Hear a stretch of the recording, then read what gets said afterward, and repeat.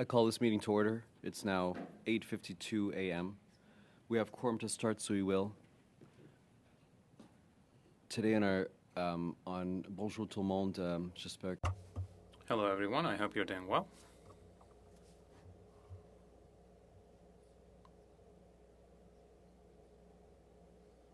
Today we have two items on our agenda. La 16e réunion du SUC. But first things first, welcome to meeting number 16 of the Subcommittee on International Human Rights. Today's meeting is taking place in a hybrid format of le 23 juin 2020. Pursuant to the House Order of June 23rd, 2022, members can attend in person in the room and remotely using the Zoom application. Proper order of this meeting, but all members must be recognized before speaking. Whenever speaking, please speak clearly into the mic. L'invitation est disponible sur Zoom aussi. Interpretation is available on Zoom. And just a reminder that all comments should be directed to the chair. I would like to welcome a new member, Ziad Aboulatayef, from Edmonton Manning. At the top, notre première tâche va être pour nommer. Our first task will be to elect our first vice chair. To our study with Tigray. And I'd like to thank Mr. Cooper for his service to this committee. Now, without further ado, we're gonna open up the floor to nominations for our vice chair. Do you have any nominations? Yes, Mr. Aboulatayef. Thank you, Chair, for welcoming me this morning, and happy to work with our colleagues here on the important committee. I'd like to nominate MP Versen for the position of vice chair. Thank you for that nomination. And that's pursuant to Standing Order 1062. The first vice chair must be a member. Do I read this in now or afterwards? You want me to read it in? MP Versen has been moved. Any other motion? Thank you for that. MP Versen has been moved as vice chair. Is there any other motion for any other vice chairs? Without any other further motions, it's acclaimed. Mr. Versen, congratulations. You're our vice chair. Thank you very much. Are we good? Perfect. So now, without any further ado, it's 8:55. We have till 45 after 10, exactly. Thank you, Mr. Vice Chair. 45 after 10. So we'll use that time to go through, we'll divide into two, and we'll have our two panels. And our witnesses are online, correct? Great.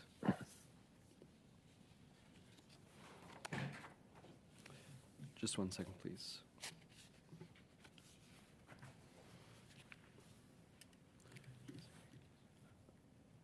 So you go with that. Perfect. Thank you.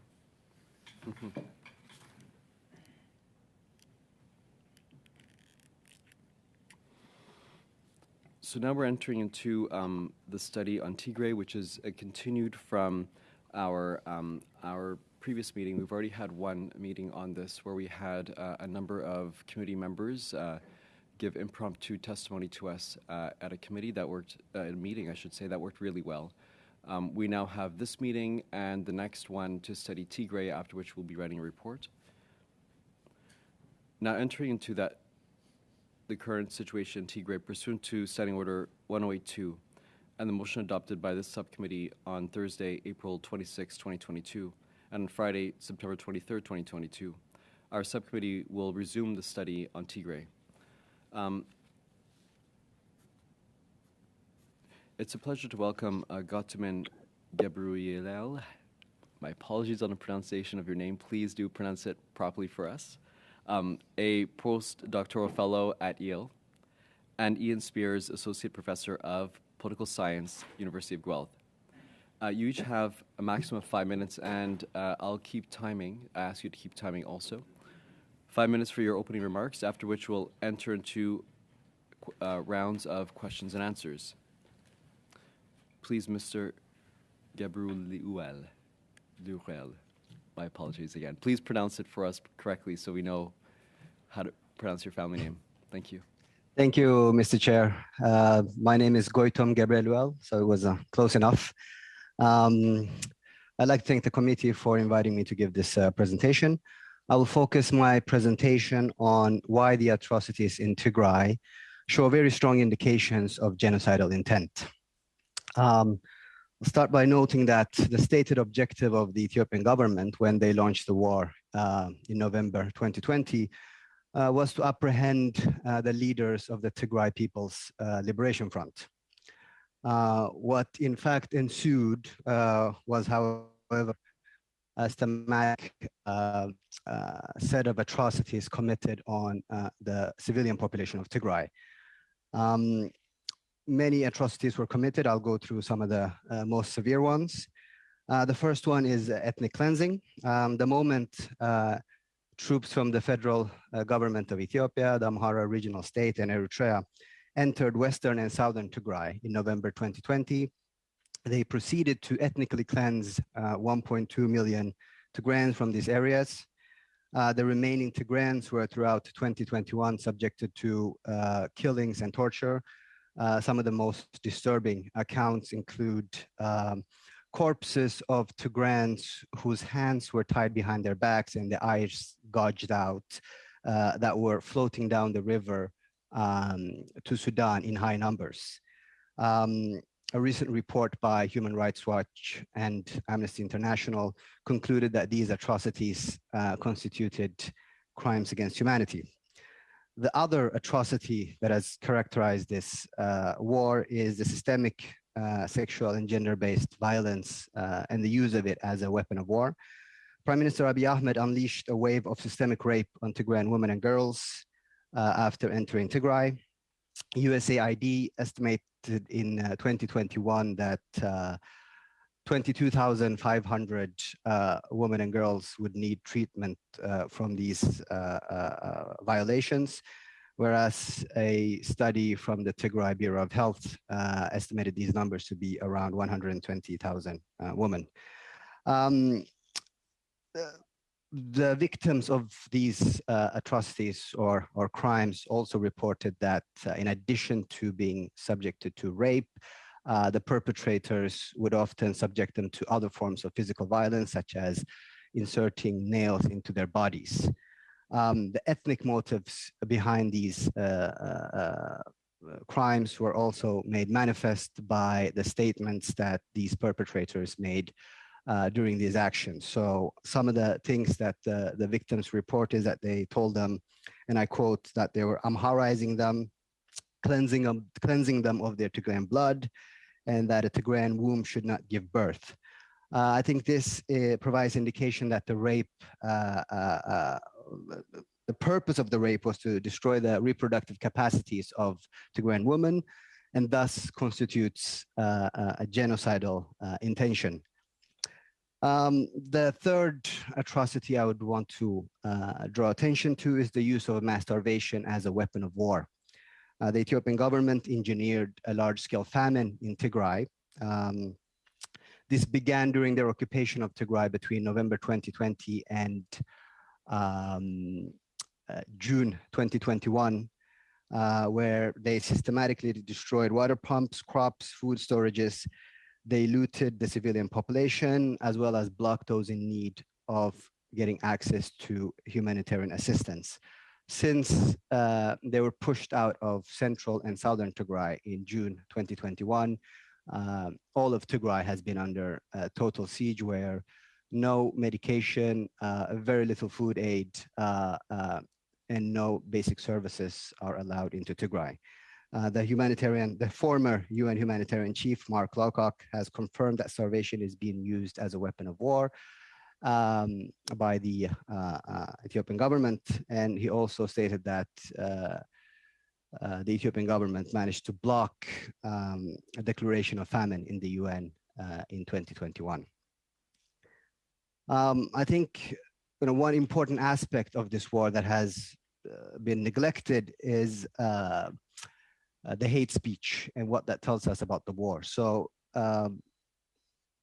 these atrocities were essentially preceded by 2.5 years or 3 years of collective demonization of Tigrayans by the state media and the current leaders of Ethiopia. Prior to and during the war, public calls for the extermination of Tigrayans by government officials and associated public figures were rampant. In reference to Tigrayans, statements such as, and I quote, "Each of us should kill one Tigrayan and die. We are 30 million, they are 6 million. If we sacrifice 6 million, the rest can be liberated," end of quote. Another statement that we've seen is Tigrayans are not of the human race, the devil is better than them. These statements or statements such as these have been rampant and they've been made regularly on public TV and state media, which I think illustrates the motivations behind the war. A recent report by the UN Human Rights Council also echoed these claims. They found that hate speech and acts of violence in Ethiopia seem to, and I quote, "go beyond the mere intent to kill and instead reflect a desire to destroy," end of quote. They also conclude that Ethiopian government has, quote, "implemented a widespread range of measures designed to systematically deprive the population of Tigray of material and services indispensable for its survival," end of quote. And this is, I think, very close to the definition of genocide we find in the Genocide Convention, Article 2C, which stipulates that deliberately inflicting on the group conditions of life calculated to bring about its physical destruction in whole or in part constitutes an act of genocide. Thank you, Mr. Gabriel. We have used up your time, and we'll continue to our next witness, Mr. Spears, Professor Spears. Sorry, Dr. Spears. That's no trouble. Thank you very much for this opportunity to speak to you about the current crisis in the Tigray region of Ethiopia, because in recent days, the situation in Ethiopia may have reached a turning point as Tigray becomes subject to an assault from 2, possibly 3 armies. One, the Ethiopian National Defense Force, or ENDF. The second, the Eritrean Defense Force, or EDF. And 3, Amhara Special Forces. For the government in Addis Ababa, the TPLF represents a threat for the following reasons. 1, the TPLF are former rulers who believe that they are uniquely qualified for that role. 2, the TPLF have exercised power in Ethiopia for significant stretches of Ethiopia's history, and especially from 1991 to 2018. And 3, the TPLF have repeatedly demonstrated a capacity to wield power, military power, and to defeat other claimants to power. The view of the Addis Ababa regime and its allies is that if the TPLF are not eliminated once and for all, they will rise up again. The Eritreans, under President Isaias Afwerki, have a grudge of their own with Tigray. Eritreans and Tigrayans have been allies at times and indeed collaborated in the past to defeat the Marxist regime of Mengistu Haile Mariam in 1991. As leaders of their respective independent states, however, they have once again become rivals and have fought a bruising border war from 1998 to 2000. While the Eritreans were defeated in 2000, they have not forgotten these events and seek to take back territory they regard as their own. There are also suspicions that Eritrean President Isaias has his own designs on Ethiopia. In any event, the government in Asmara effectively has a veto over any agreement between the TPLF and the government in Addis Ababa. That is a problem. Amharas, too, have been willing accomplices in the effort to destroy the TPLF. Amharas have historically been among the Ethiopian ruling class, and many were delighted at the displacement of the TPLF from from Addis Ababa in 2018. The Amharas were territorial losers in the 1990s when the TPLF reorganized the country according to ethnic or national identity. And since the commencement of the war in November 2020, Amhara have sought to reoccupy this lost territory and ethnically cleanse Western Tigray. The TPLF itself, while apparently victims of this current crisis, is not blameless. For many Ethiopians, Tigrayan arrogance and the privileging of its own interests after the fall of the communist regime in 1991 is a source of resentment. But the TPLF are also survivors whose capacity to endure hardship in the context of war should not be underestimated. Again, this is a challenge. The TPLF's defeat of the regime of Mengistu Haile Mariam, as I say, in May 1991, was the culmination of a 15-year struggle or longer that came at enormous cost. The insurgents, as they were at that time, prevailed because of its singular vision and extraordinary organizational capacity. The TPLF then restructured Ethiopia according to a form of ethnic federalism that did address many, or at least some, of the nationalities' questions in Ethiopia, but also generated new tensions. Because of its minority status, Tigrayans, which form the TPLF and also formed the core of another group called the EPRDF, the Ethiopian People's Revolutionary Democratic Front, for 3 decades, has been extremely sensitive to changes in the local distribution of power amongst its rivals. Only in 2018 did the Amhara and Oromo coalition partners succeed in what some have described as an end run that allowed a non-Tigrayan newcomer, President Abiy Ahmed, to assume, Prime Minister Abiy Ahmed, to assume the Prime Minister's office. So Ethiopia now finds itself locked in a struggle amongst powerful and very disciplined groups, especially the Eritreans and especially the TPLF. The objective of the belligerents, you should be aware, is not peace, but is security.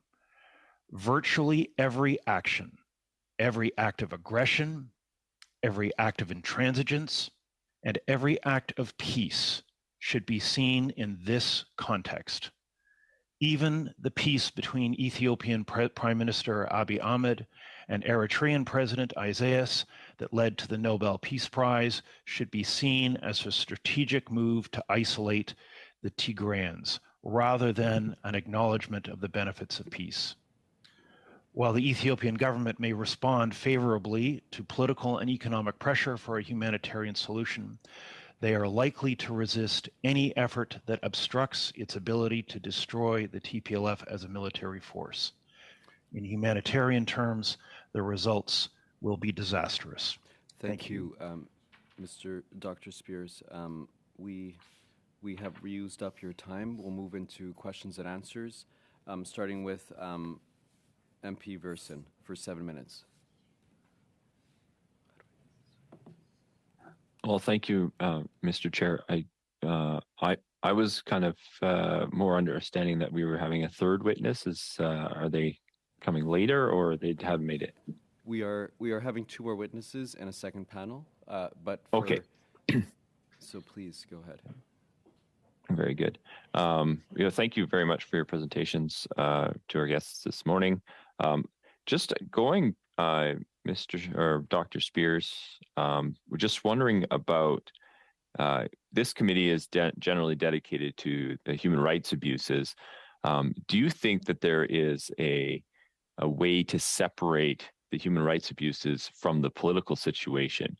Because this is fundamentally a political struggle that's happening in Ethiopia.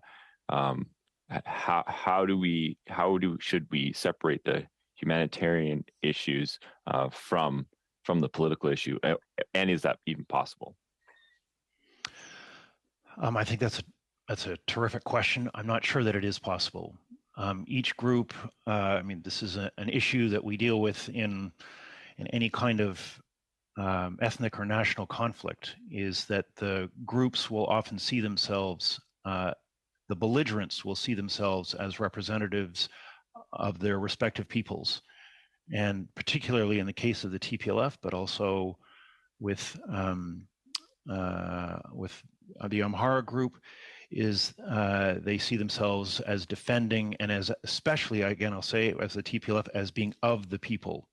The TPLF and its leadership during the war against the Derg in the 1980s and early 1990s never left the country. They were among their own people, and so that association is very tight. I think you're going to have to be addressing, at least to some extent, both of those issues. You're going to have to be solving managing the belligerents themselves, the ones who are doing the fighting, because they see themselves as defending their people. Mr. Goltom, do you want to perhaps take a crack at that question as well? Is it going to be possible to separate the humanitarian from the political issues that we're seeing in Tigray? I think it's important to note here that the war from the outset, in my view, was waged directly at the civilian population of Tigray. If you look at the atrocities that are happening, they have very little, in my view, political or military logics. What is the military purpose of mass rape? What is the military purpose of the hate speech that we hear on a daily basis, talking of exterminating civilians? What is the political purpose of the use of mass starvation as a weapon of war, if it's not to harm the civilian population? So, these things are, attacking civilians has been at the core, in my view, of the government's strategy. So it is the core political purpose. It's very difficult to disentangle these. And I would also draw attention to the fact that sexual and gender-based violence is not something we see in every war. These things are not natural phenomena. How many governments today are using mass starvation as a weapon of war against their own citizens? How often does ethnic cleansing happen? There are multiple conflicts around the world, ethnic cleansing of 1 million people. These things are quite rare. And I really want to draw attention to the dangers of normalizing them as, simply part of conflict and simply part of war. These are extraordinary human rights abuses today. And I would, dare anyone to name 2 or 3 conflicts today that, where we see attacks on civilians on this scale. So I think a big problem in the way we've been approaching the war is to normalize and minimize, the acts of the Ethiopian government. Thank you.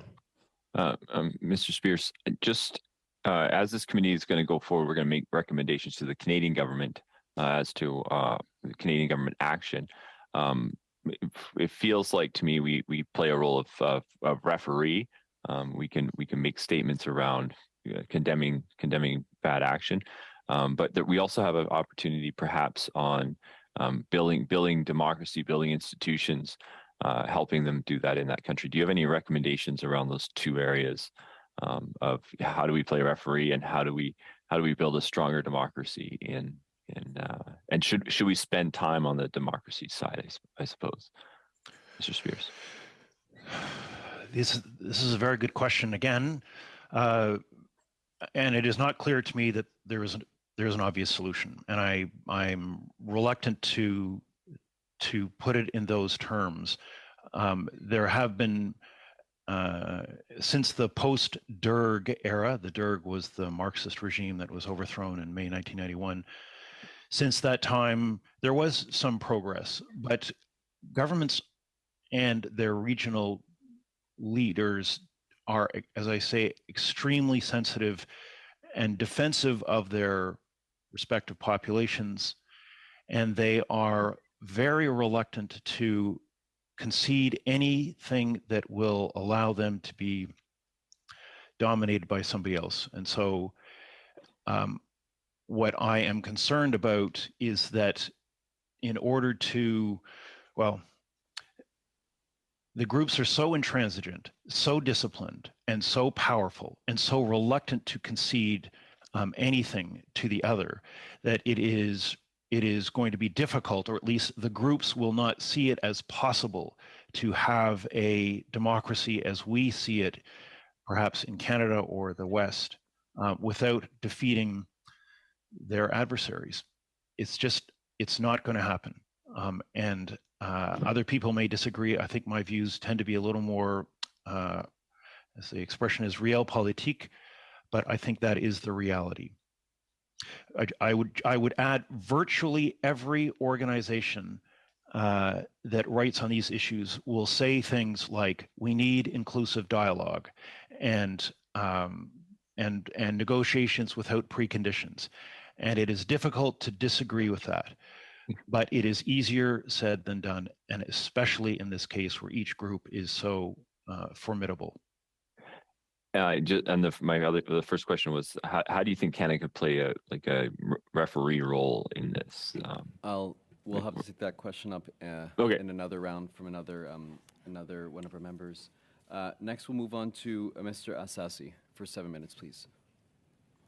Thank you, Mr. Chair. Allow me to thank both witnesses for their powerful yet harrowing testimony.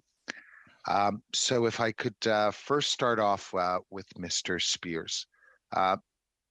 Mr. Spears, could you explain to us how international humanitarian mechanisms have been able to deal with all of the challenges on the ground? I'm not sure I'm the best person to answer this question, because I don't think they've been able to deal with this. 25 years ago, I met with one of your colleagues, John Bosley, in Addis Ababa, and he said to me that there is very little that Canada can do. Maybe I can answer both of these questions. There's little that Canada can do because the belligerents themselves. Mr. Spears, I'm asking about international humanitarian efforts, not Canada's role. Well, I mean, for humanitarian efforts, then you have to be finding a way to provide to be getting the parties on the ground to allow humanitarian efforts into the country. And right now, the government in Addis Ababa is blocking that. And so, and of course, they are a sovereign state. So, and they've been quite effective in blocking any access, especially when they are, as has been stated quite clearly and quite powerfully, when there are atrocities being committed. So they are not. The only thing that I think can be done is to be. I mean, Ethiopia is uniquely situated, I suppose, because it has been an ally of the West, especially the United States, and so there is the capacity to lean on them and effectively coerce them into allowing humanitarian organizations to enter the country. That is really the only thing, and then just leaving it to them to provide those services. And with the exception of the U.S., which, as you explained, has an alliance with the Ethiopian government, it seems, what can other members of the international community do to ensure that humanitarian assistance isn't being impeded, it's not being stymied? What kind of pressure can other members of the international community subject the government to?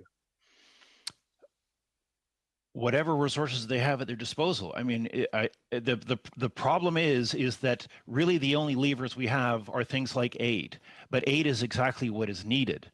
And so it's not clear. Of course, there's things like diplomatic recognition, but they will see the Tigrayans not as, they don't see themselves. Of course, the government does not see themselves as the bad guys. In fact, it was just a couple of years ago that Abiy Ahmed won the Nobel Prize and was literally Ethiopia's celebrity politician. And they, as I said in my remarks, they see the TPLF, rightly or wrongly, as an existential threat. So they will withstand, I think, a fair bit of pressure before they relent. But there have been indications on both sides that when the pressure is significant, then they offer, I suppose, some concessions, but it never seems to be enough. And I don't think that they will allow it to get in the way of defeating what they regard as their adversary. Thank you, Mr. Spears. Now, if I could go to Mr. Gabriel. I have spoken to members of the Tigrayan community in Canada, and one of the things that has been very, very frustrating is that they are unable and incapable of sending assistance to their loved ones and relatives back home. Is there anything that can be done on that particular front to make sure that if there's financial assistance that members of the community want to send back home, or items that they want to send, is there a solution to this? Because it's really difficult to speak to members of the Tigrayan community who are rightfully concerned and have no way of assisting. Thank you for that wonderful question. I think it's important to recognize that this is a siege that's an outcome of policy. This is strategy. So we have, for example, famine in Ethiopia now because Tigrayans cannot access their bank accounts. So you have people that have a lot of money in the bank accounts, but they can't access it, so they're starving to death. So this isn't a technical problem, and there isn't a technical solution to it. This is a deliberate, calculated strategy to starve people to death. So really, we have to look at the broader political level. And I would actually, point out to your earlier question that there is a great deal the international community can do. The point is that the international community has really done nothing, practically nothing. We're not even condemning these atrocities in strong terms. We're basically, not even talking about it. How many governments in the West today are in explicit terms talking about the use of mass starvation as a weapon of war by the Ethiopian government? How many are condemning them in the way they condemn Russia's invasion of Ukraine? So even at the discursive level, we're not even willing to, we're not willing to talk about it. If you look at the media, they go out of their way to, obscure the intentional nature of the famine that it's been, essentially engineered. So I think there's a great deal we can do. The first thing is to accurately describe what's going on, and then, condemn it and make very concrete demands of the Ethiopian government. Secondly, the Ethiopian government is economically extremely fragile. They are, the national debt has doubled the last 4 years. There's a big forex crunch. So there is a great deal, certainly, a great deal of leverage that the U.S. has, but also other Western countries. What's really lacking is the political will, which is more or less non-existent. So it's not like a real attempt has been made and failed. The problem is that no attempt has been made. I'll stop there. Thank you. Thank you, Mr. Gabriel, for that. And we're going to continue to our next witness, or next questioner, I should say, Mr. Brunel Duceppe, s'il vous plaît. Merci, Monsieur. Thank you, Mr. Chair. Thank you to our witnesses for being with us for this very important study. This study brings us together thanks to a motion from Bloc Québécois, and now we have this study. I'm in direct contact with members of the Tigray community. I am talking to them almost every week, and I was listening to you, Mr. Gabriel Lowell. when you were talking, you're saying that the biggest frustration of the community is that they're not seeing Western governments who are positioning themselves and naming the problem and referring to genocide when it comes to Tigray. You are here today with us, Mr. Gebre Ruel. I would like to give you the opportunity. If you look at the 1948 Convention on Genocide, how could we assess the situation in Tigray as being a genocide situation?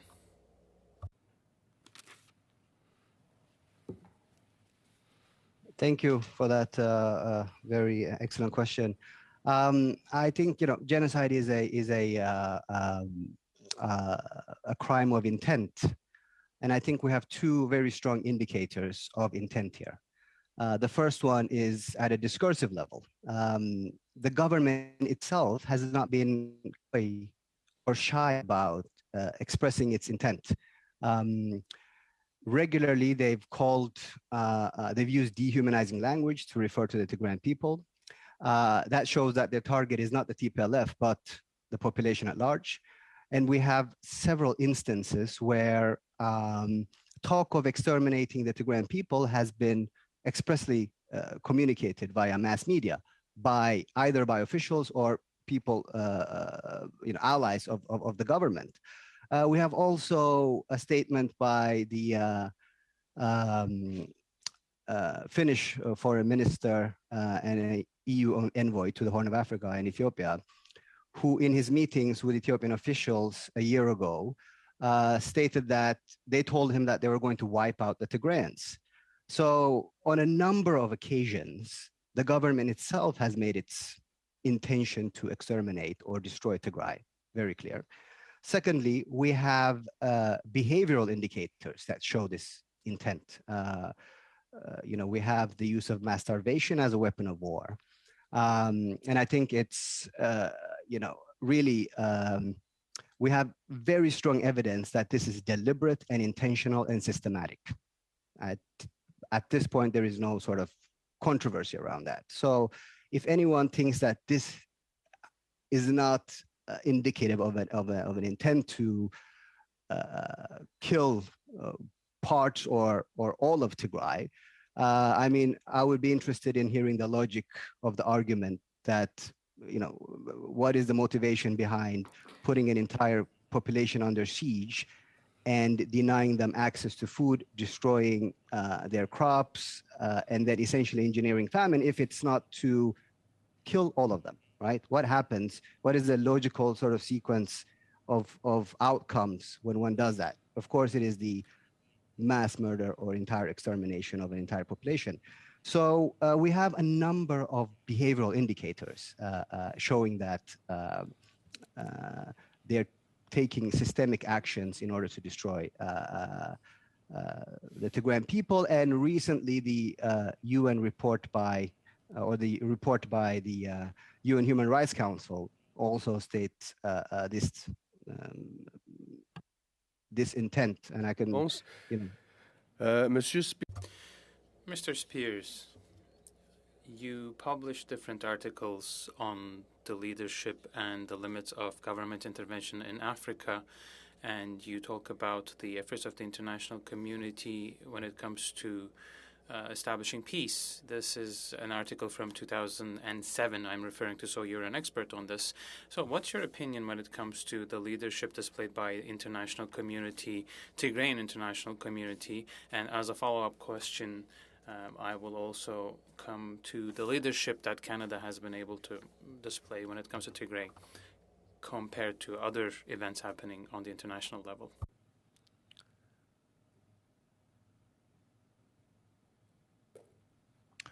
I'm just wondering if you could clarify the question. Are you asking about the leadership of the Tigrayans in the international community?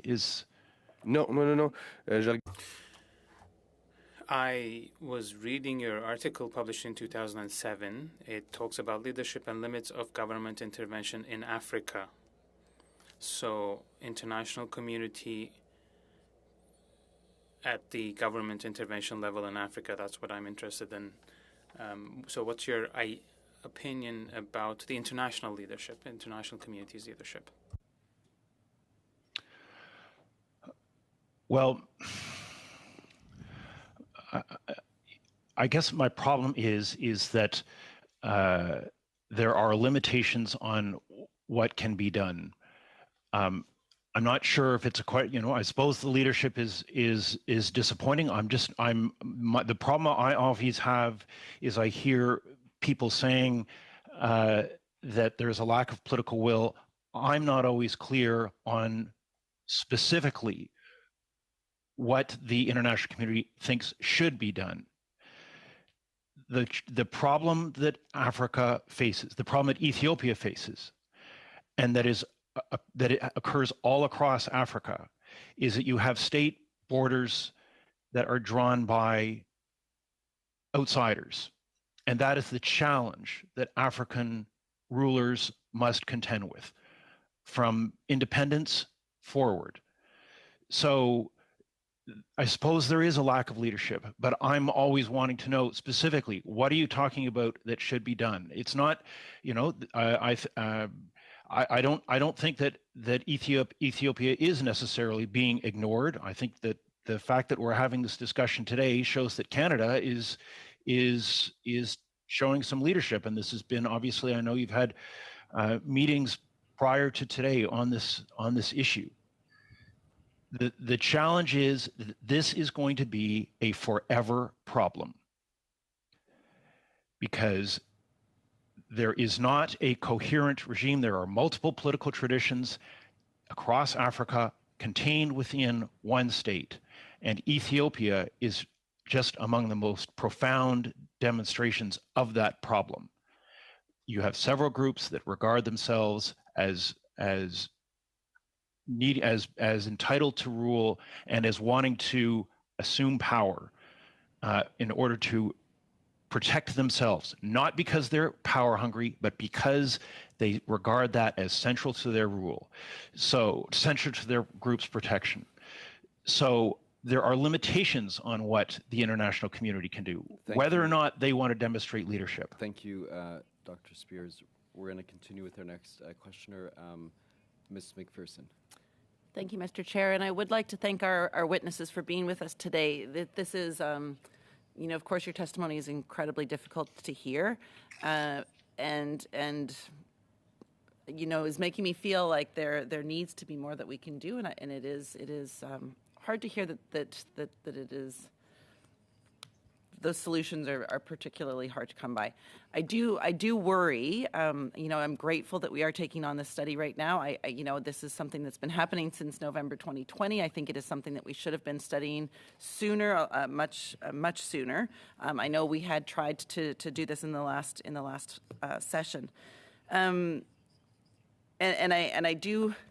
I do wonder if it is the complexity of this issue that is causing the world to turn away, or why it is that the world is turning away. I mean, obviously, we see the global community focusing quite a bit on what is happening in Ukraine, what has happened in Afghanistan. There are many hot spots around the world that are requiring our attention. But this particular conflict is the loss of life, the clear genocidal acts that are taking place, the attacks on civilians, the attacks on schools, on hospitals. It does alarm me that we are not seeing the international community raise this more actively. And from what I'm hearing from the testimony and the questions that we've heard, that there needs to be a solution regardless of the fact that there is some very, very deep potentially unsolvable problems. There does need to be some sort of a ceasefire, some sort of way to get humanitarian aid in, and some sort of way to come up with a resolution of some sort. So I guess I'll start with you, Mr. Gabriel. And I'll ask both of you the same question, but ultimately, what is the role for Canada? What is the role for multilateral institutions, humanitarian institutions, the United Nations, the African Union?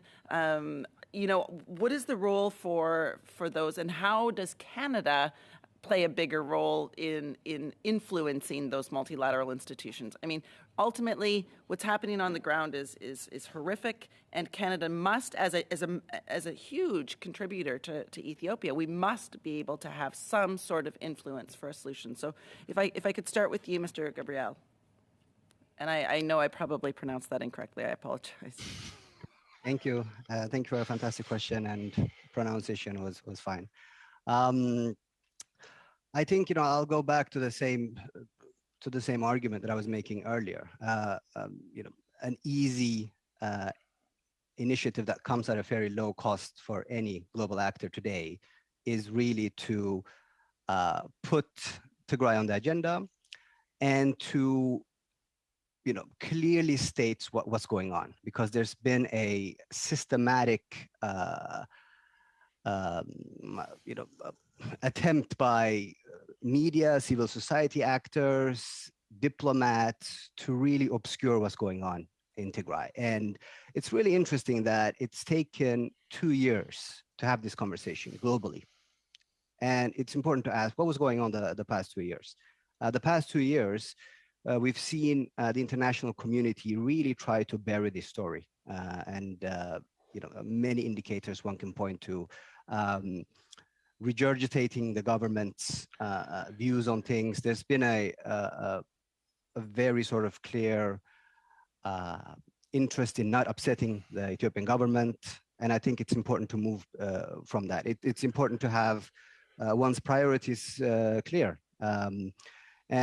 So I think simply in terms of putting this on the agenda, will have a ripple effect on other Western countries and other governments to follow this lead, particularly partnering up with the U.S. I think the U.S. is you know, divided 50-50 on this issue, and really push from the outside to take a harsher stance on Ethiopia could have a big impact. Secondly, I think it's important to point out those countries that are fueling this conflict. We've seen massive amounts of weapons being flown to Ethiopia from countries like UAE, Iran, Turkey. Many of these are US and allies of Canada. So, you know, putting pressure on them, exposing their actions and their role in this can be very important.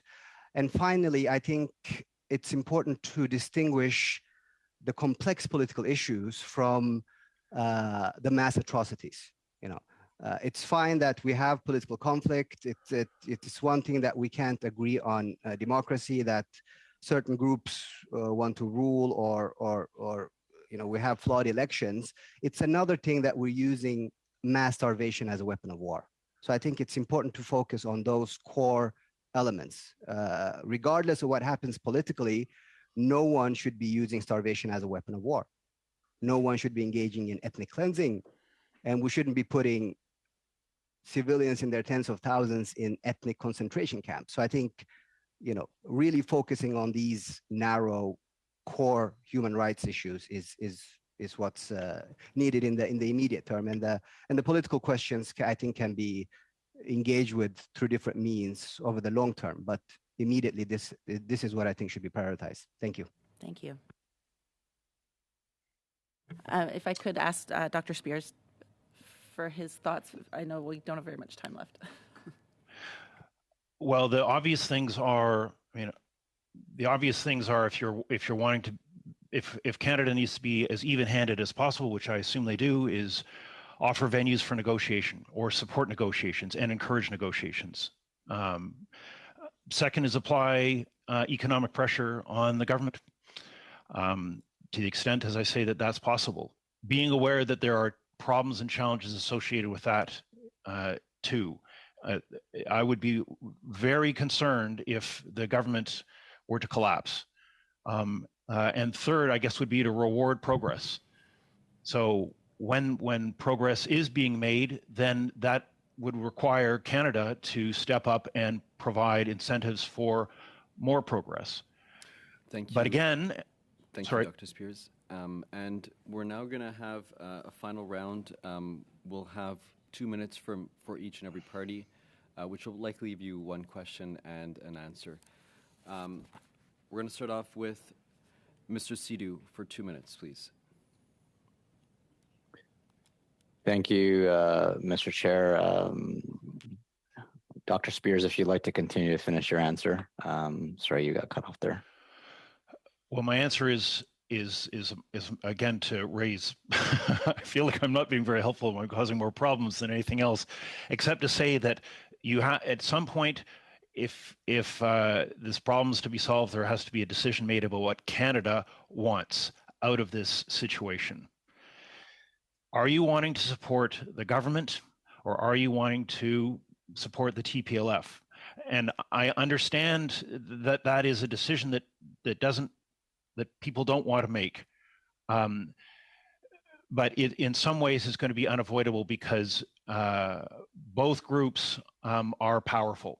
The Ethiopian government has huge numbers of troops that it defeated the Eritreans in 2000 by just throwing more troops at it. So they are not going away, and neither is the TPLF. So managing those two beyond just saying you want to include people is going to be difficult. Thank you, Mr. Chair. You have 45 seconds if you want to use it. Sure, I just want to say, well, I mean, I can't get a question and answer in 45 seconds, but I'll just say thank you to both witnesses for your time today. Definitely very insightful, and I just want to say thank you again. Thank you, Mr. Sidhu. And we'll continue to our next questioner, Mr. Abu Tayyaf. Yeah, thank you. In the lack of time, I just like to say that this is a very, very complicated situation. It's been there for a long time. Just a specific question: what can Canadian government do to influence the Ethiopian government to allow for shipments to get through to the Tigrayan region? I think that has been a problem in the last months, and although through ceasefire there could be a chance that this would be flow again, but I think if anything Canada can do probably is to influence the government to open up or to allow for shipments. Dr. Spears, do you believe there's a possibility that Canada have the capacity to play this role? Thank you. Well, whether it has the capacity, I don't know. Whenever I'm in Ethiopia, I do see Canadian aid shipments, so I suppose it is possible. I'm not sure how much aid Canada does provide, but the problem is that when groups become more amenable to making concessions when they're under military pressure, and that is what's just happened in the last few months. And so that is the part that is difficult to disentangle. Governments will be more amenable when they are under pressure. So the government of the central government in Addis Ababa was more amenable when the TPLF was 160 kilometers from its border. That is the challenge. That is yet another challenge that Canada has to contend with. Question: should Canadian government recognize genocide? In 30 seconds. Is that directed towards me? Yes. Or to, yes, please. It is. I think it is probably. I have no doubt that it is happening. At what point it becomes genocide in the sense that you want to acknowledge it, I'm not sure. I'm not sure it would be constructive. It would just, I suspect, further alienate the government in Addis Ababa. But I have no doubt that that the government sees that as part of its objective. Thank you. Thank you. We're going to continue on to Mr. Brunel Duceppe for 2 minutes, please. Merci, Monsieur. Thank you, Mr. Chair.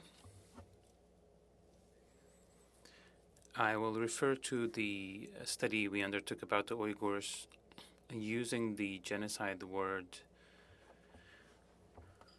We started talking about this file in media terms, but Canada has to assume its responsibilities. Mr. Gabriel Luel, we were saying that Canada was doing something, while this study might be proof that we're looking into the situation in Tigray, but this is coming from the opposition parties. We haven't heard anything from the Canadian government, from the Prime Minister or his cabinet, from his ministers. We haven't heard anything. Do you think that calling a spade, or calling things as they are, what's happening against the Tigrayan people, and speaking out against the Ethiopian government from the Canadian government, would that have a bigger impact, and would it make it easier to intervene if needed in this file? Thank you for your question. Yes, most certainly. I think it's important to notice that we've had 2 years of this war now, and in these 2 years, we've pursued a particular diplomatic approach internationally, which is, quiet diplomacy, not confront the government, and really a policy of appeasement. And it's important to ask, what has that policy produced? It has produced 600,000 casualties in Tigray and plunged Ethiopia further down into chaos.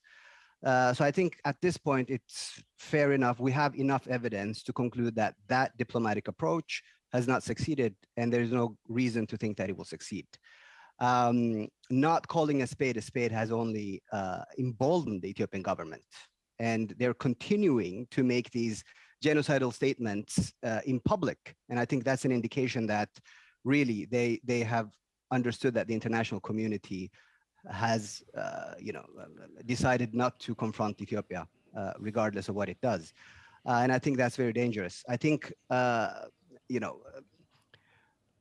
getting a genocide declaration out in public will really put pressure on other international actors. It will put pressure on those that are fueling the war by providing weapons, countries like the UAE, Turkey. Thank you, Mr. Merci beaucoup. Thank you very much. Or Dr. I should say, Gabriel Luel.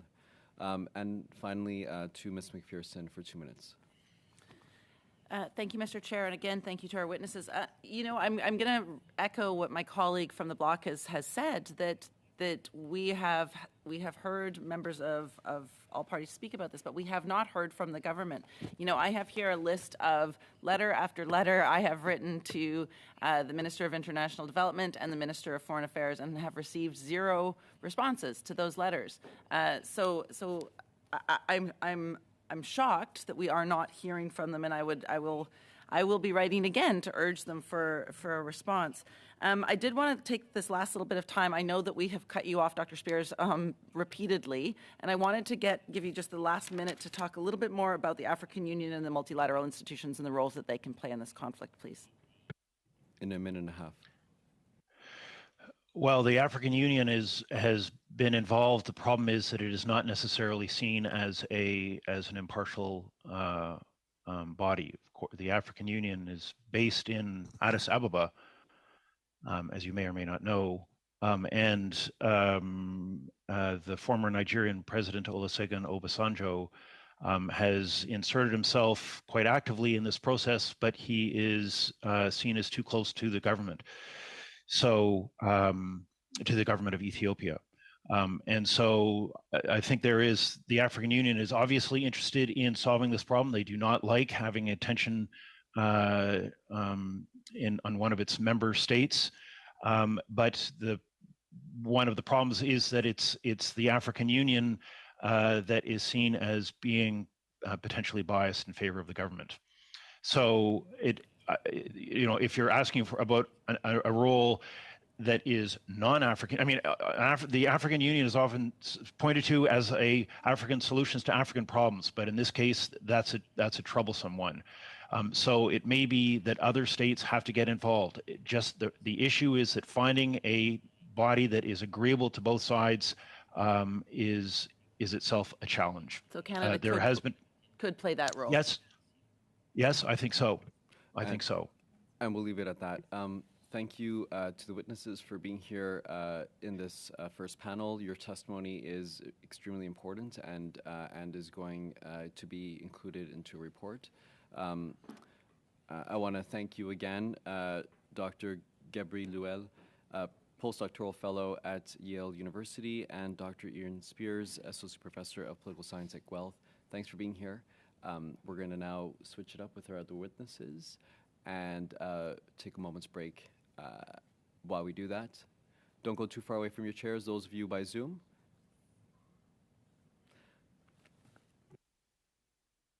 Thank you very much.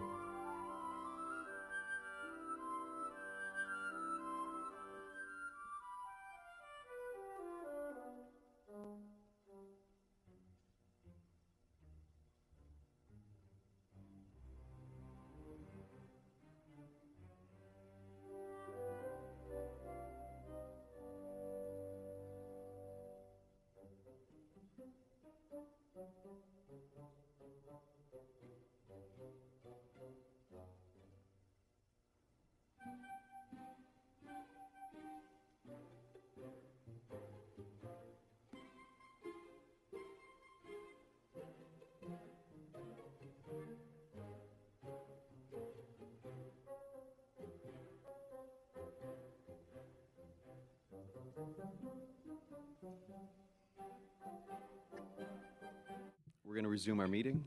Merci tout le monde d'être ici. Merci à nos Thanks for being here. Thank you to all of our witnesses for attending. expert witnesses today. And this is the second of 3 meetings that we're going to be having on the situation in Tigray. We'll be having 5 minutes introductory remarks for our witnesses. While you're speaking, please, if you like to see how much time you have, I'll put up my hand at 1 like this, and when I go like this, it's like really close to the end, and then I'll just cut you off after we hit 5.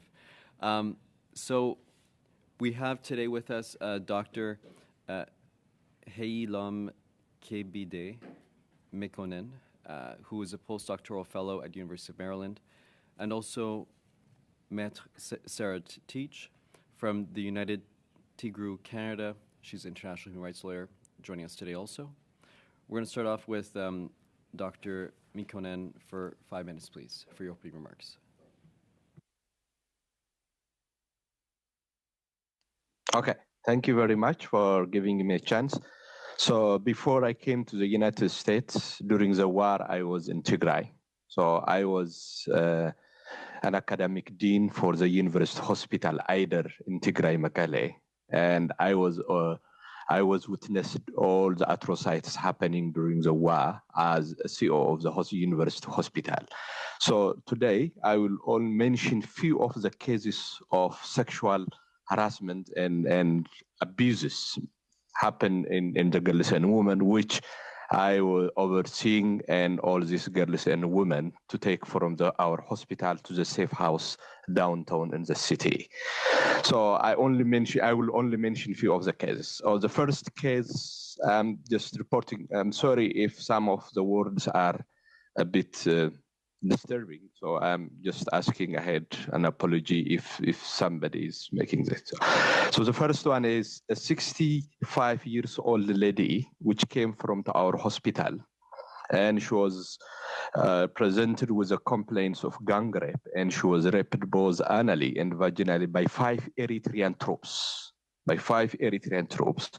And she was also beaten by stick. And in her examination, she had bruise in her back and her side, and she develops a second-degree perianal tear. And the other is a 6-year-old child, a girl. She was presented to our hospital, and she was raped by the military in area called Hausen, and in front of her mother and father. And upon examination, she develops a full-blown psychiatric problem, and she admitted to the psychiatric ward. And a 21 years old, which is a para, which is only have a son and her first month of postpartum after pregnancy, and she is a lactating mother. She was abducted by Ethiopian military and Eritrean military from the outskirts of Mekelle, and she was raped for 2 weeks by 12 assailants, and she has been weakened, and finally her husband was again abducted, and he was asked a ransom to get her release his wife, and he paid 5,000 Ethiopian birr to get her release after she had been sexual slavery for 2 weeks in a camp of the Ethiopian military. And the other one is 33 years old. She was, before the war, she was in a drug, in antiretroviral drug. And then the assailtant came and they tried to rape her. She told them that she is HIV positive. And they said they are okay with it because they want the virus to disseminate all Tigrayan girls and women so that it will help them. And they raped her, and with 4 of them, and finally you can imagine how they are also transmitting the HIV virus to all the girls and women that are going to rape. So she was finally have problem of rectal prolapse because they also abuse her anally, and she has also psychiatric problem, and she was also admitted to the psychiatric ward because she was completely mentally loose. And the other one is 19 years old. She was gang raped by all officers, by 10 combined forces. One is an Ethiopian, and the other is Eritrean, and Amhara. She came from the western part of Tigray, and she has multiple lacerations in perineum, and she have also developed what is called both orifices, anal and the vaginal orifices are combined, and that she is not in a position to contain her urine and feces. So she totally developed fistula. She cannot sit properly, and she is also HIV positive. She was also admitted to our hospital. And the other girl was 25 years old, and she came also from Adigrat, which is 120 kilometers from Mekelle, from the region. And then the Eritrean troops has gang raped her, and they put hot metal inside her body, and she was completely devastated, and her completely external and internal organs are damaged, and she was also come to our hospital. And then we cannot help her because she developed a very high destruction of her body, but she was also, again, developed a psychiatric problem, and she admitted to a psychiatric ward. And the other is two of our medical students, and have been taken up at night by the Ethiopian military, and they was raped. And then in the morning, I personally reported to the security apparatus in the region because medical students have been raped, and I was told to keep silent. And then these two girls and women, girls or medical students, the perpetrator was just in the street. They just moved with impunity, and they didn't face justice. And the other one is a 52 years old, which is a para mother. Before the war, she was diagnosed with cervical cancer, but after it was raped by Eritrean troops, because it's in the border of Eritrea, she was raped.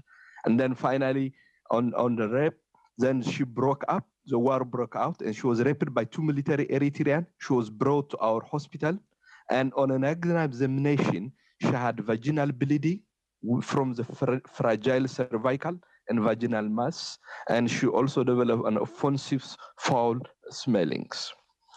And the other girl came also to our hospital, and she was gang raped, and inside her body, they inserted condom, and they inserted some soft tissue to protect the bleeding. And then they inserted, and she was also came from our hospital, and our gynecology obstetrician removed all this stuff from her body, and she was also admitted to the psychiatry. So one of the most important parts in this case that we diagnosed was 553. This was before I left. I left Tigray or Ethiopia on April 2021. Before I left, I have witnessed 553 rape cases who came to our hospital. And all these are raped either by Ethiopian troops or Eritrean and Amhara militia. And then there is also Thank you, language, Dr. language. Mekonnen. If you can just give very concluding statement to your initial 5 minutes, you have more time to continue to elaborate on this. Okay, thank you very much. So my conclusion is this all rape is not just an incident. It is a systematic campaign to subjugate the whole society so that they will understand in a fear, or they live in a fear and in a panic to be submissive for the central government. So in my view, all this is mounts to a genocidal of sexual slavery, what was happening in Tigray. Thank you very much. Thank you for sharing those powerful truths with us. We're now going to move to Maître Teach. Please, you have 5 minutes, and I invite you to keep an eye on the screen. Good morning, and thank you for inviting me to speak today on behalf of United Tagaru Canada. It has been almost 2 years since the start of the conflict, and evidence has mounted of atrocity crimes and human rights abuses committed by Ethiopian and Eritrean forces against Tigrayans. There's evidence of sexual and gender-based violence, forced displacement, mass killings, and cultural destructions in what Human Rights Watch has described as a campaign of ethnic cleansing targeting Tigrayans. Humanitarian access and aid has been blocked. There's also emerging evidence of genocide, and this is the crime on which I will focus the bulk of my oral submissions. Genocide is defined in the UN Genocide Convention and in the Rome Statute of the International Criminal Court. The definition is identical in each instrument. Genocide occurs when any one of 5 underlying acts is committed with an intent to destroy, in whole or in part, a national, ethnical, racial, or religious group. The 5 underlying acts are killing members of the group, causing serious bodily or mental harm to members of the group, deliberately inflicting on the group conditions of life calculated to bring about its physical destruction in whole or in part, imposing measures intended to prevent births within the group, and forcibly transferring children of the group to another group. In Tigray, there is growing evidence of genocide. At the least, there is evidence of a serious risk of genocide, which is enough to obligate Canada to act to prevent it, pursuant to Canada's own international legal obligations as a state party to the Genocide Convention. First, and this relates to the first of the 5 underlying acts, there is substantial evidence that Tigrayans are being killed. Mass killings of Tigrayan civilians has permeated this conflict since November 2020, when hundreds of Tigrayans were massacred in Aksum. There were also killings in Humera and Mekelle. The UN International Commission of Human Rights Experts on Ethiopia, in its report last month, documented that Ethiopian and allied forces are increasingly engaged in airstrikes, indiscriminately killing and injuring Tigrayan civilians. There is also substantial evidence that serious bodily and mental harm are being committed against Tigrayans, and that conditions of life, including famine and the denial of humanitarian access, are being inflicted. These relate to the second and third underlying acts in the Genocide Convention, respectively.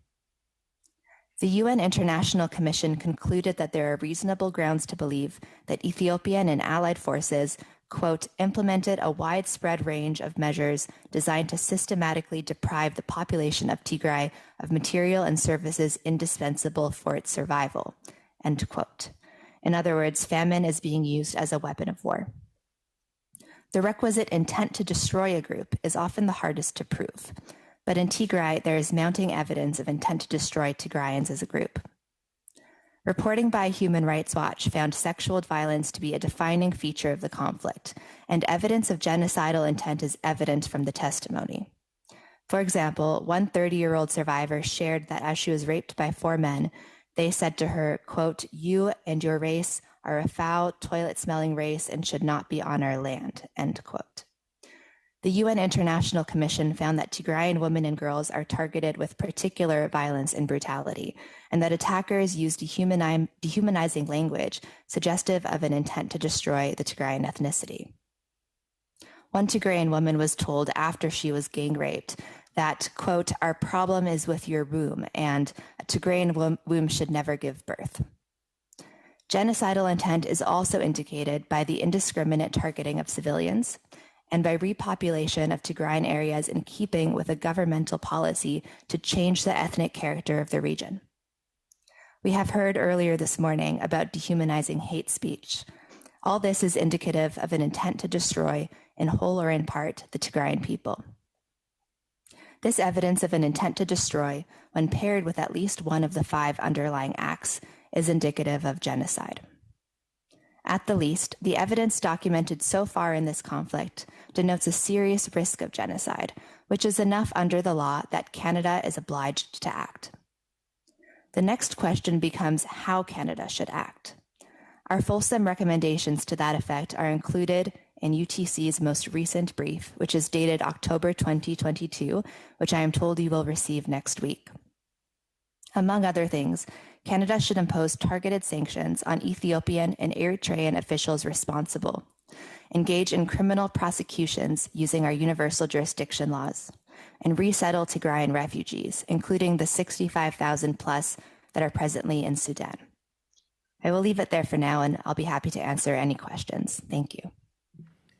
Merci, Maître Teach, for that. We're now going to continue on to our first round of questioners. I'm going to give 5 minutes per questioner in the first round and 2 minutes to the second round. We're going to start off with Mr. Versen for 5 minutes, please. Well, thank you, Mr. Chair, and I want to thank our witnesses for being here. There's a recurring theme coming up here that we should recognize the genocide in we should make a report that would suggest that the government recognize, the Canadian government recognize the genocide that's happening in the Tigray region. How do we do that without participating in the political realities that are happening in Ethiopia? That's going to be the challenge, I think. So I'll. I forgot your names here now, but someone jump in. The questioners, unless you want to direct them specifically to either. I'd like to hear both of them. Perfect. Actually. I guess I'll jump into that first. When it comes to recognition of genocide and the political aspects, I would encourage this committee to approach genocide with the legal test, because at the end of the day, genocide is a crime with a very precise legal definition. And if that definition fits, there's value in, as we heard earlier this morning, calling a spade a spade. Among other things, it's a clear recognition that Canada is obliged to act to prevent genocide under the Genocide Convention. Just to respond to that a little bit, what my concern is that if Canada recognizes the genocide and the reaction, I don't like to throw the word around quickly because, but when we do, then we should do something about it. And so, if a government is participating in genocide, any aid that we're giving that government should cease immediately. And you'd probably agree with that. That is then putting our thumb on the scales dramatically in this political conflict that is happening, but like there is interests from the Tigrayans for that to happen. How do we balance that? Like how do we balance that political with, say we recognize it, but then how do we balance it so that the Tigrayans don't turn around and start attacking in the other direction, essentially? Right. I mean, that's a good question. I think the key is that, and someone mentioned this earlier in the first panel, is we don't want to appease current leadership for fear of something that may happen in the future. And I would also note that in terms of imposing, in terms of Canada's obligation to act, even if we don't go ahead and even if the government doesn't call it genocide, the government of Canada, in my opinion, would still be obligated to take certain actions to prevent it, because the obligations don't just arise when Canada calls it a genocide. The obligations actually arise as soon as a state party to the Genocide Convention knows or should know that there is a serious risk of genocide. And that's from the International Court of Justice case in 2007, Serbia and Bosnia. So in terms of effect, I'm not sure that takes anything away from that. And on the flip side, if Canada does recognize the genocide and then the TPLF goes ahead and commits its own atrocity crimes, nothing would be stopping Canada from recognizing those atrocity crimes at that point. Does that answer the question? Yeah. Like it's not the atrocity. It's a political conflict that we're having, and each side is accusing the others of atrocities. And I don't doubt that they're happening. It's just how do we isolate the human rights from the political? Is essentially. I'd like to hear from the doctor on this. Yeah, I think I echo her response, but in my view, Canada should stand by her own moral obligation. So that's the bottom line.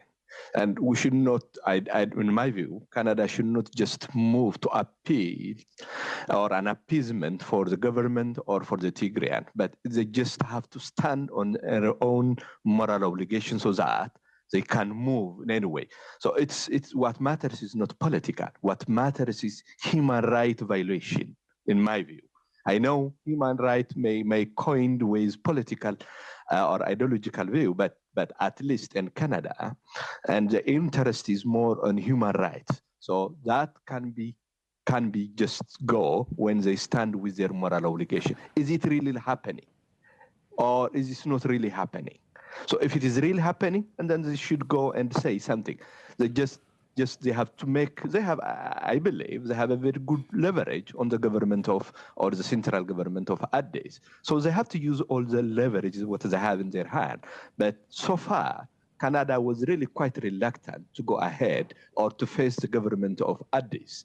And in this human right, even in a statement in some of the measures that other Western country has tried to make. So it's what matters. It's moral. It's not about human rights. Thank you, Dr. McMillan. We're going to continue on to our second questioner, Mr. Sidhu, for 5 minutes, please. Thank you, Mr. Chair. And first of all, thank you to the witnesses for taking the time to be with us here this morning, on this Friday morning. Dr. Mikkonen, thank you for your continued strength and to share those gruesome and horrifying experiences. I definitely know that we're greatly concerned by the ongoing reports of human rights abuses and obstruction of humanitarian access.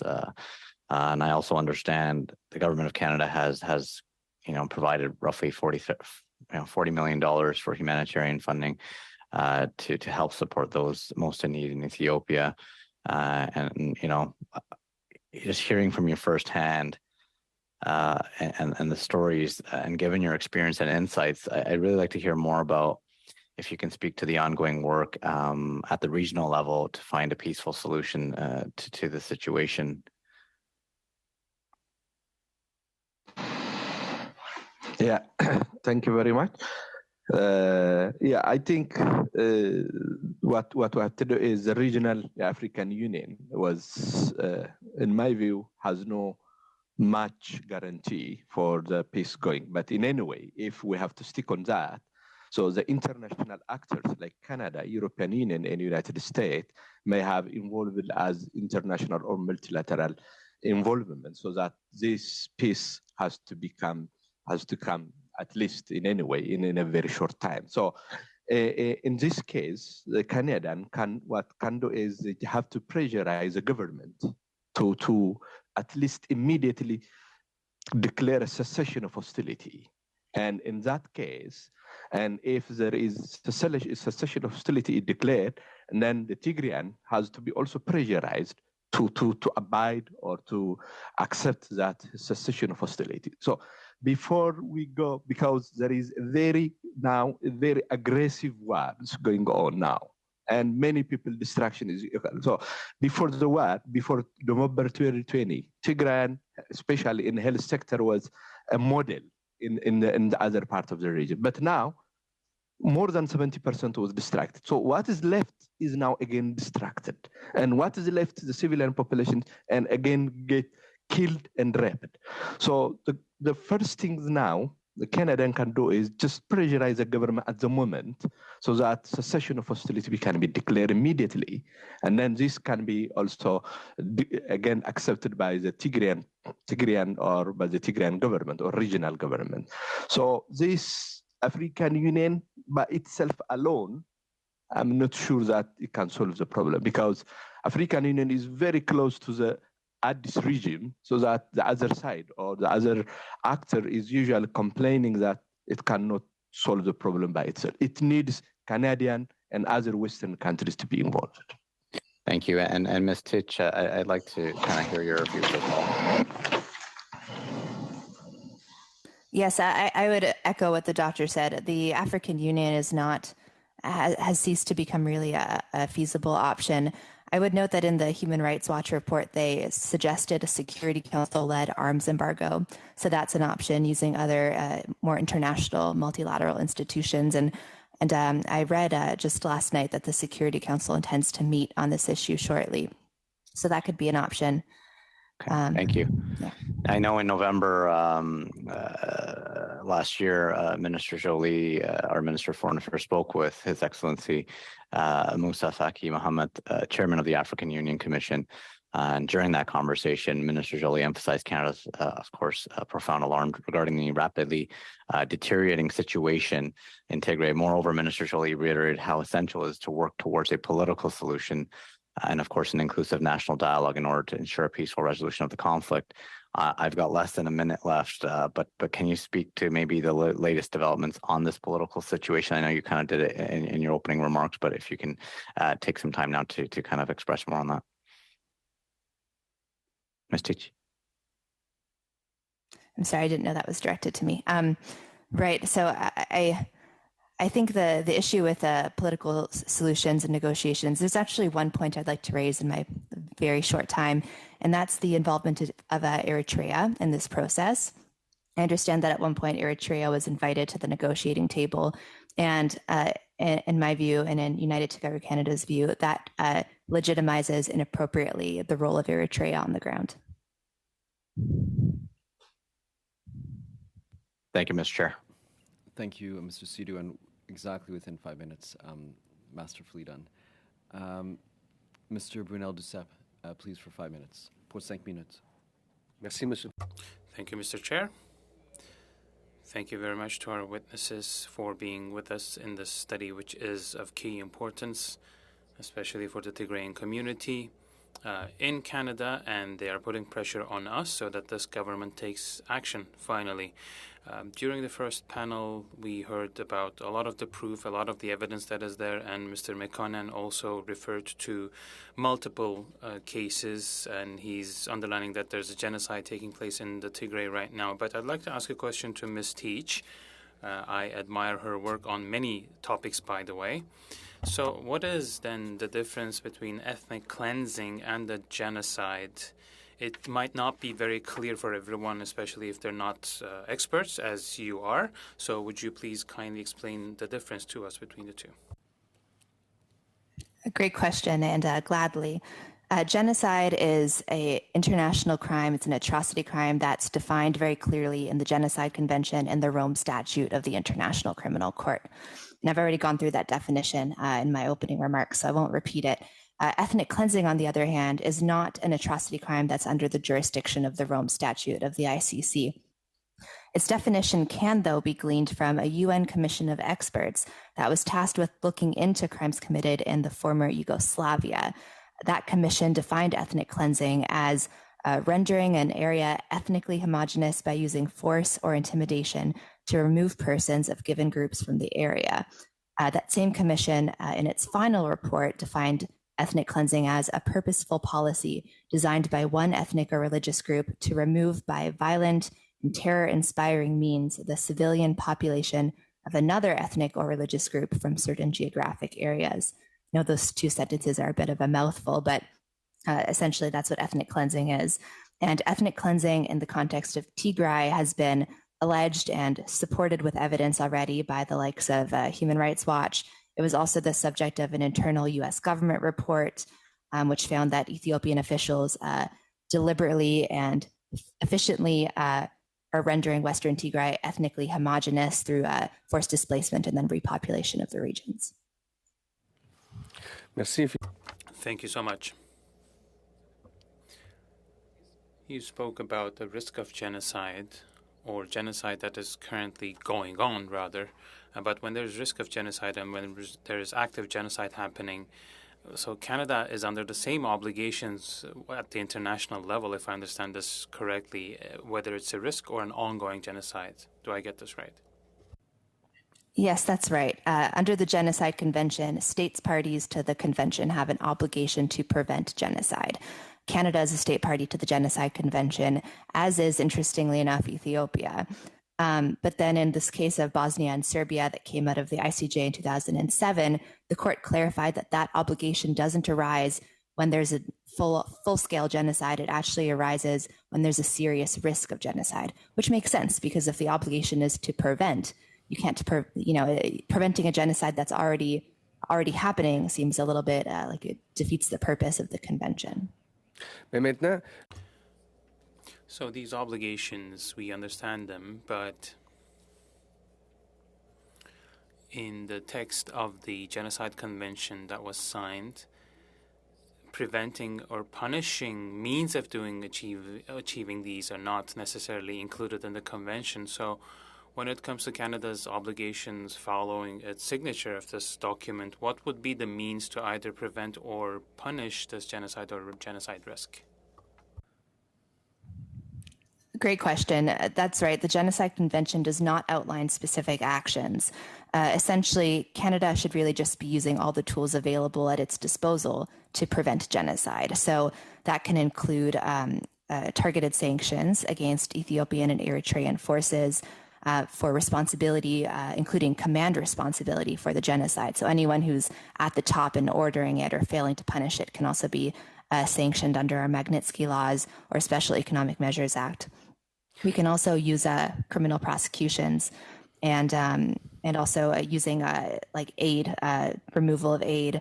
There are definitely different levers that Canada can pull. There are also Canadian businesses in the region that could be encouraged to comply with their own human rights obligations. I think I've run out of time, right?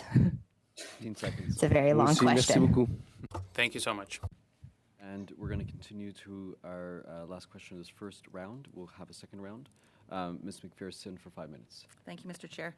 I just want to thank the witnesses for being here today. That testimony was incredibly difficult to hear. I imagine that everyone in this room has been yeah, our hearts go with you as we hear that testimony, certainly. You know, and it isn't new testimony, unfortunately. We have been hearing from the Tigrayan community, from humanitarian organizations, that this has been happening for such a long time. You know, we heard from the chief of the World Health Organization in March, and I quote, that the situation in Tigray is affecting the health of millions of people, and there is nowhere on earth that it is worse than what is happening in Tigray. So you know, when we hear these stories of rape as a weapon of war, you know, the attack on the weaponization of the attack of civilians, child soldiers, the failure to provide humanitarian access, I am struck by the fact that Canada has a feminist international assistance policy and are supposed to have a feminist foreign policy, and that those two pieces mean that Canada must play a bigger role in this. I'm also struck by the similarities in what we're hearing with regards to the language, with regards to the actions that we're hearing to the genocide that did happen in Rwanda, and Canada's declaration that we would not let that happen again. So I would like to hear, first of all, you know, how, Ms. Teach, perhaps I'll start with you, but how do you see this as being similar to what we saw in Rwanda? Is there a role for Canadian peacekeepers, for example? Is there a role for Canada to play there? If you could reflect on that, please. Sure, thank you. Yeah, it's a great question. I do see a lot of similarities with Rwanda as well. And as far as peacekeeping forces, I think Canadian involvement is a great idea, particularly because of the failures of the African Union. It's, as we've heard already, its proximity to the Ethiopian government. And, you know, to use another quote from the WHO chief, I actually don't have the particular quote in front of me, but he said something to the effect of, there's a narrow window now to prevent a genocide. And I think that's really striking, is that we should really be getting on the ground of this now. And there's really no time to waste. And I agree with everything you've said. Thank you.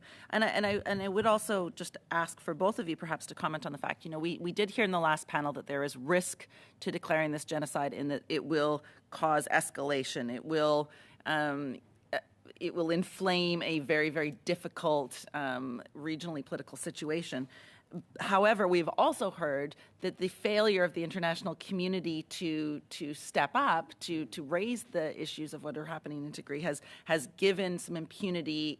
You know, our appeasement has resulted in impunity by the Ethiopian government and Eritrean forces to continue to take this on. Perhaps both of you could comment on that and your thoughts on Canada declaring this as a genocide.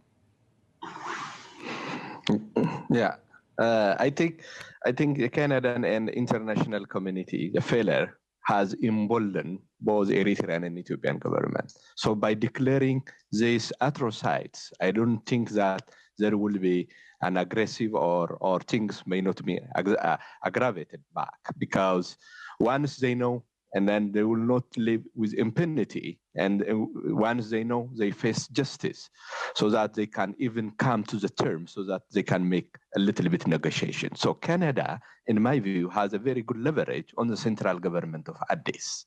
But so far, Canada, in my view, do not use that leverage, because the leverage will help the government to back its track, and then to at least reduce the civilian atrocities.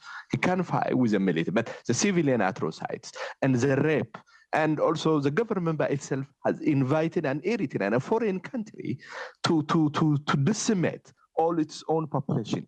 So Canada has also relation with an Eritrea. So they could not have been do much better for the Eritrean government or the Ethiopian government, so that these two will, at least they will understand that they will not left with impunity, and they will face justice if this continue. So Canada has a very, or can just do a very central role now when this African Union-led initiatives coming, because as we mentioned before, African Union by itself alone cannot solve this very complicated matter. So it needs like country like Canada, United States, and others who have a very good stock on the central government.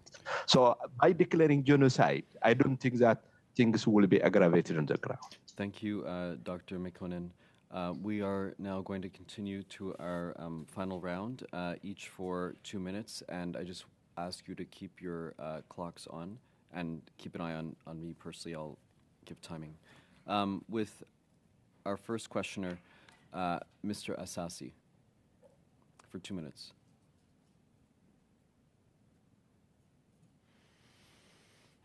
Not on. We'll give it a few moments. He's right here, Mr. Assassi. We can see you, and you're on mute.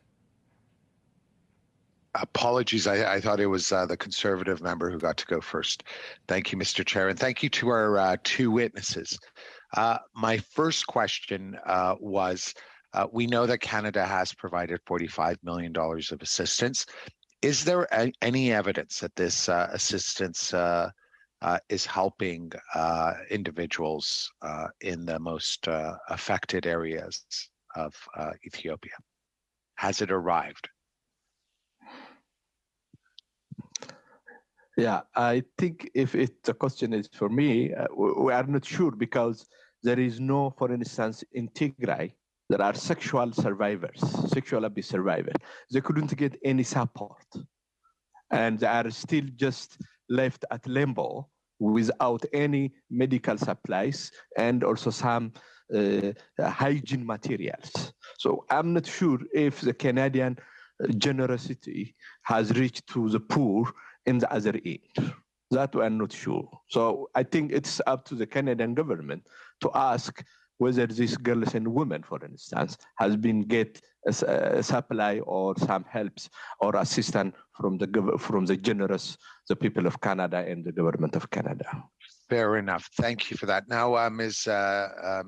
Teach, if I could go to you, is there any member of the international community that has declared genocide to be occurring in Ethiopia right now? Not to my knowledge, but we have seen a serious risk of genocide as a term be used by, for example, the WHO chief recently. Thank you very much. I believe I'm out of time. 30 seconds. 30 seconds. Okay. If you, Ms. Teach, if you could talk about the significance of the new UN report that came out on September 21st, because you referenced it, but if you could elaborate. Sure. That report documented some substantial evidence that relates to various prongs of genocide. It also clears up some of the competing narratives that we were seeing on the ground by, for example, placing the blame squarely at the feet of the Ethiopian and allied governments for denial of humanitarian assistance. Thank you. Thank you for that. And we'll continue to our second round, Mr. Abu Tayyaf. Thank you, Ms. Teach. The question is, it seems like we're into an impossible situation here. And what do you think, or why do you think it's difficult to motivate people to take action with this situation?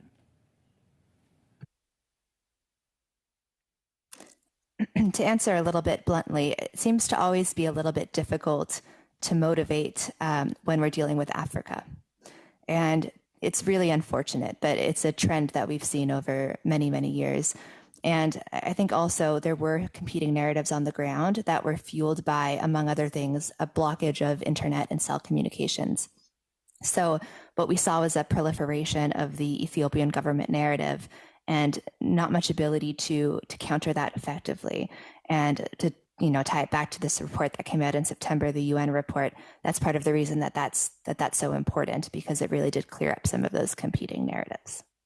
If there's any single thing that Canada can do to influence in a way to ease this situation, what can that be? one single way. I think one of the most important things and easiest in a sense that Canada can do now is impose sanctions. And particularly, I want to focus on Eritrea because Canada has a history with sanctions with Eritrea, as many of you will know. We had sanctions on Eritrea, which were then removed in, I can't recall if it was 2018 or 2020. Maybe it was 2018 that the Security Council removed them in 2020 that Canada did, something like that. But reimposing sanctions on Eritrea for their involvement in atrocities, imposing sanctions on Ethiopian officials for their involvement in the atrocities is something very tangible that Canada can do straight away. Thank you. Thank you for that.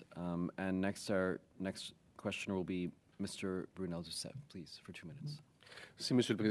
Thank you, Mr. Chair. Thank you once again to our witnesses. This is the last time I'm taking the floor today, so you are going to be very helpful in terms of the report that we're going to prepare. So, Ms. Teach, I have been listening to you since the beginning of the panel. You are pointing to a particular issue. You're saying that it's always a bit more difficult when it's in Africa. Can you tell us what the difference is between Canada's reaction to the conflict in Ukraine, conflict between Ukraine and Russia, and Canada's reaction to what's happening in Tigray and in Ethiopia? I'm sorry, the difference in reaction or the difference in perhaps motivation? No. The reaction, but if you want to talk about the motivation, you can do that too. Sure. So when it comes to Ukraine, Canada has really pulled out all the stops. They have reacted very quickly. They've reacted in a number of ways. Bringing in Ukrainian refugees happened very quickly. That's something very tangible that we can and should apply to the Tigrayan refugees in Sudan. 65,000 plus, as I mentioned earlier, living under truly horrendous conditions. And in terms of maybe a brief note on motivation, I would say that, Canada, I can only guess really, but Canada shares a border with Russia, right? And so perhaps it's a little closer to home. But the Canadian interest in a secure and human rights complying African region is really important as well and shouldn't be overlooked. And I think having a principled foreign policy approach means that we should be applying these principles wherever they occur, whether that's Ukraine, whether that's Ethiopia, whether it's China, what have you. Thank you very much. Merci, Madame Teach et Monsieur Brunel Duceppe. Thank you, Ms. Teach and Mr. Brunel Duceppe. We will continue with Ms. McPherson. Thank you, Mr. Chair. I think all of us in this room and part of this committee are interested in finding ways that Canada can play a meaningful role. Raising this in this committee, I think, is one of those steps. Of course, you've given us some very good indications with regards to immigration, with regards to sanctions, with regards to playing that role in peaceful negotiations. But I am going to go back to two things that I don't think we've touched on quite enough. Canada did make a commitment, the Prime Minister made a commitment in 2017 to have more peacekeepers in the field. We have not met that commitment. We haven't even come close. And also, you talked about the UAE fueling this conflict with arms that have been delivered. And we do know that Canada sells arms to the UAE despite the fact that they are a massive human rights abuser. Ms. Teach, could you talk about peacekeeping and the provision of arms to the Eritrean government and whether Canada can play a better role in that? Right. Yes, it's a really strong point that Canada has not met its obligations in terms of peacekeeping forces. I think that's a really interesting lever to pull and one that maybe can be used to push the government of Canada to do so and meet this gap that's sort of caused by distrust in the AU. In terms of arms, there's the UAE, but then there's countries like Turkey, which Canada has a relationship with, which Canada can leverage in its bilateral, multilateral discussions. And the arms piece is really important as well. And on that note, I would suggest that we, as I think I mentioned earlier, that Canada support a Security Council-led arms embargo, which was one of the recommendations put forth by Human Rights Watch. Thank you to everyone here, the witnesses, the questioners. That concludes our time for this panel. I want to thank Dr. Heolum Kebede McKinnon for being with us today and sharing such powerful accounts. It will certainly be duly noted, and analysts have taken full note of that. And also Maître Sarah Teach for being here from United Tigru Canada, international human rights lawyer. I want to thank you all. To all the members for being here. We're going to be getting back together next week, 8:45 a.m. On a personal note, I want to ask those in the committee, those caring about international human rights, to see a motion that I'll be presenting on Wednesday in the House of Commons at 5:30. I invite you to look at that. It's around the Uyghur and motion 62. We'll leave it at that. We'll be getting together next week at 9:30 a.m. 8:45 a.m. I hope everybody has a good and restful weekend. Thank you for being strong and for advocating for a better world and for human rights. Merci beaucoup. À la prochaine. Thank you very much, and until next time.